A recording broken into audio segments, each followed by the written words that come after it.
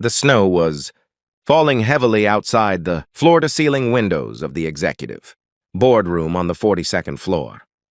Thomas Warren sat at the head of the long conference table, surrounded by his senior leadership team, all of them in expensive suits, all of them focused on the spreadsheets projected on the screen at the far end of the room. The numbers weren't good. They hadn't been good for 2 quarters, and the board was demanding action. "We need to cut 20% of staff," said Gerald, the CFO, his voice matter-of-fact. "Primarily from operations and customer service. We can outsource most of those functions and save millions." Thomas was 35 years old, the youngest CEO in the company's history, and he'd gotten the position through a combination of hard work, strategic thinking, and, if he was being honest, family connections. His father had founded Warren Technologies, and when the old man had retired 3 years ago, Thomas had stepped into shoes that felt too big most days. 20%, Thomas repeated, looking at the list of departments that would be affected. "That's over 300 people, Gerald. Right before Christmas." "I understand the optics aren't ideal," Gerald said. "But the alternative is risking the entire company. We make these cuts now, we stabilize, and we can rebuild in the spring."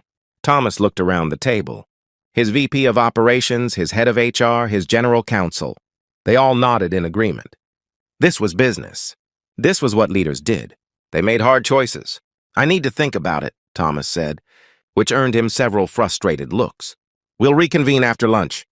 He called for a 15-minute break and walked to the window, looking out at the city below. Somewhere down there were 300 people who had no idea. Their jobs were about to disappear. 300 families who were planning Christmas, buying presents, making memories, with no idea that everything was about to change. Thomas heard the conference room door open behind him but didn't turn around, assuming it was one of his executives coming to pressure him into making a decision. But then he heard a small voice, uncertain and scared. "Excuse me?" Thomas turned and saw a little girl standing in the doorway of the boardroom. She couldn't have been more than 4 years old, with blonde curly hair and wide blue eyes. She wore a pink dress and clutched a worn teddy bear to her chest. Behind her, down the hallway, Thomas could hear someone calling, "Lily! Lily, where did you go?" "Hi there," Thomas said, crouching down so he was at her eye level. "Are you lost?" The little girl, Lily, took a tentative step into the boardroom. "I'm looking for the boss," she said, her voice small but determined. "The big boss, the one who decides things." "That would be me," Thomas said gently. "I'm the CEO. What's your name?" "Lily Martinez," she said. Then, as if remembering something important, she added, "I'm 4 3/4. "Nice to meet you, Lily. What can I help you with?" Lily walked closer, her small shoes making no sound on the expensive carpet. When she was right in front of Thomas, she looked up at him with those serious blue eyes and whispered, "Please don't fire Mommy." Thomas felt his stomach drop. "What?" "My mommy works here," Lily said, her voice still a whisper, as if she was sharing a secret. "She talks to customers on the phone and helps them when they're confused. She says the company might be letting people go, and she's scared she'll lose her job. And if she loses her job, we might have to move away from our apartment, and I'd have to leave my school. And Mommy won't be able to buy the medicine for her diabetes. And," her voice broke, "please don't fire my mommy. She works really, really hard. She's the best mommy in the whole world." Thomas felt like he'd been punched. He'd known intellectually that the layoffs would affect real people.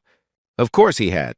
But sitting in a boardroom talking about cutting 20% of staff was very different from having a 4-year-old child beg him not to take away her mother's livelihood.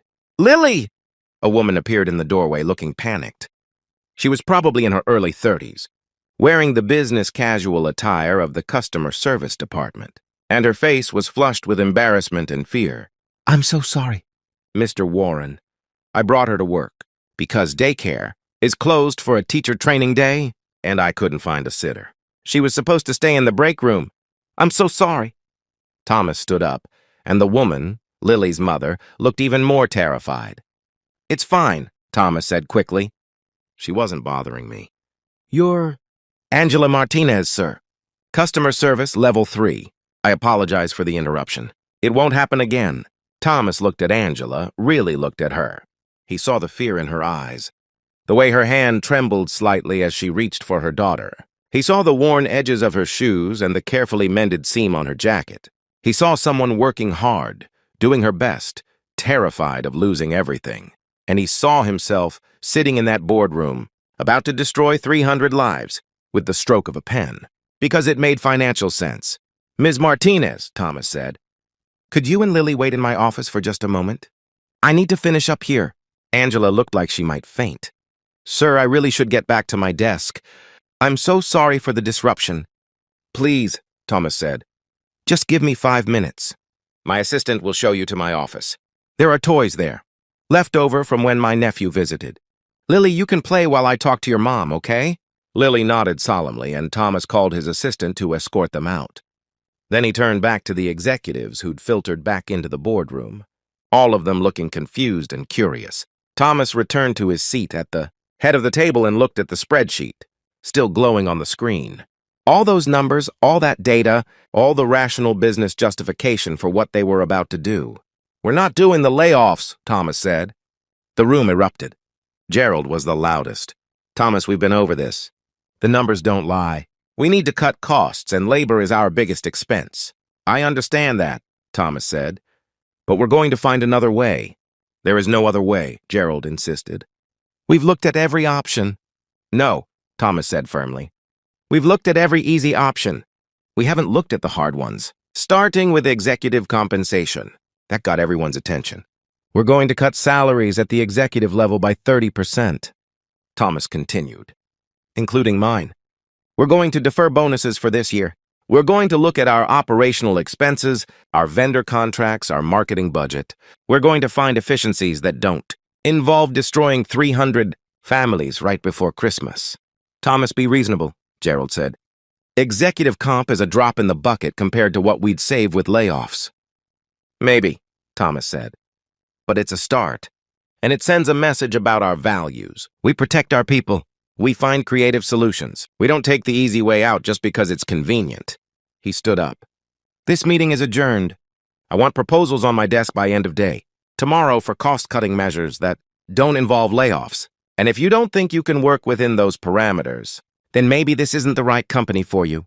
The executives filed out, some looking angry, some looking thoughtful. Thomas knew he'd probably just made himself very unpopular with his leadership team. He also knew his father would have some choice words for him when he heard about this decision. But right now, he had more important things to do. In his office, he found Angela sitting rigidly on the edge of a chair while Lily played quietly with a set of blocks in the corner. Angela stood up immediately when Thomas entered. "Mr. Warren, I really am so sorry. I know the policy about children in the workplace. I just didn't have any other option today, and I couldn't afford to take an unpaid day off." "Ms. Martinez," Thomas said, "please sit down." "You're not in trouble." Angela sat, but she didn't look convinced. "I want to ask you something," Thomas said, "and I want you to be honest. How is employee morale right now? In customer service specifically, but also in general." Angela looked surprised. "Sir? Please, I'm asking genuinely. I sit up here in the executive suite, and I get filtered information from department heads. But you're on the front lines. You talk to other employees. What are people saying?" Angela was quiet for a moment, clearly weighing whether honesty was worth the risk. Finally, she said, "People are scared. We know the company hasn't been doing well. We know layoffs are being discussed. Everyone's updating their resumes, looking at other options. Morale is low. Productivity is down because people are distracted and worried." Thomas nodded. "What would help? If you could change things, what would make the biggest difference?" "Honestly," Angela took a breath, "people just want to feel valued. Like we're more than numbers on a spreadsheet. Customer service especially feels like we're disposable, like anyone could do our jobs. But we're the ones who actually talk to customers. We're the face of the company to the people who buy our products. That should matter." "You're right," Thomas said. "It should. And it does. I just made a decision to find alternatives to layoffs. I'm not saying there won't be changes. We need to improve our bottom line.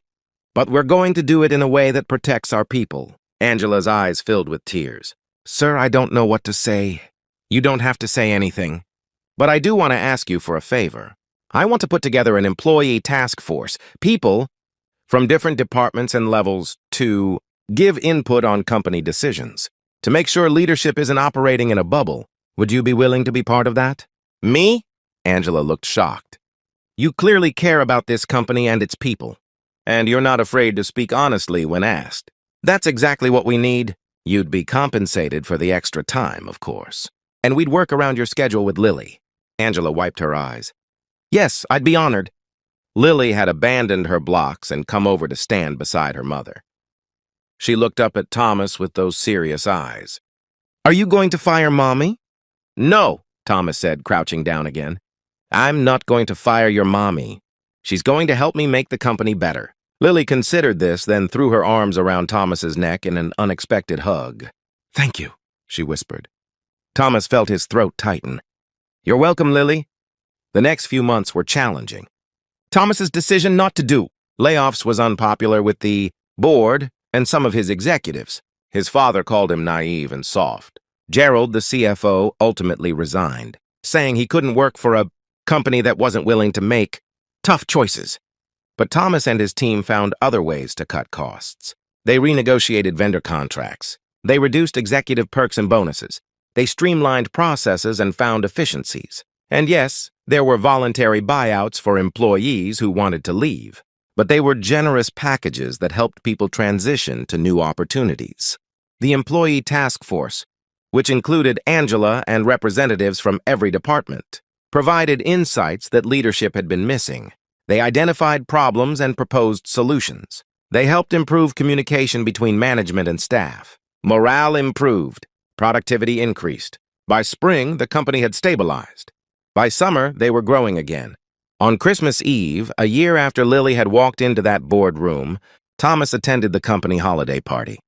It was different from years past, less extravagant, more genuine. Employees had organized it themselves, pooling resources and creativity rather than relying on a corporate budget. Angela found Thomas near the refreshment table. Thank you, she said, for everything this year.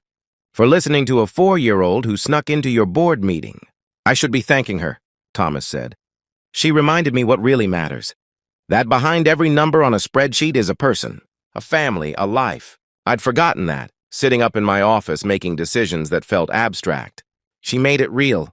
She talks about you all the time, Angela said with a smile. She tells people at her preschool that she saved Mommy's job by talking to the big boss. She did, Thomas said. She saved a lot more than just your job, actually. She saved this company from making a terrible mistake. Lily appeared then, running over with the energy only a 5-year-old can have. Mr. Thomas, come see the Christmas tree. We decorated it with ornaments we made ourselves. Thomas let himself be pulled across the room, listening to Lily's excited chatter about construction paper and glitter. He thought about where he'd been a year ago, ready to make a decision that would have been financially sound but morally bankrupt. And he thought about how one small voice, asking him to please not fire Mommy, had changed everything. Not by magically solving all problems, not by making hard decisions unnecessary, but by reminding him that leadership wasn't about making choices that looked good on paper. It was about making choices you could live with. Choices that recognized the humanity of every person affected by them. The company was better now. Not perfect, but better. More compassionate, more creative, more resilient. And Thomas was better, too. He'd learned that success wasn't just about profit margins and shareholder value. It was about building something sustainable, something that served all stakeholders, employees, customers, communities. As he stood looking at the homemade Christmas tree with Lily's small hand in his, Thomas felt something he hadn't felt in a long time. Genuine pride in the company he led. Not because of its market position or financial performance, but because of what it represented. A place where people mattered, where families were protected, where a little girl could walk into a boardroom and change the course of history with a simple plea. Please don't fire Mommy, Lily had whispered. And Christmas had changed everything.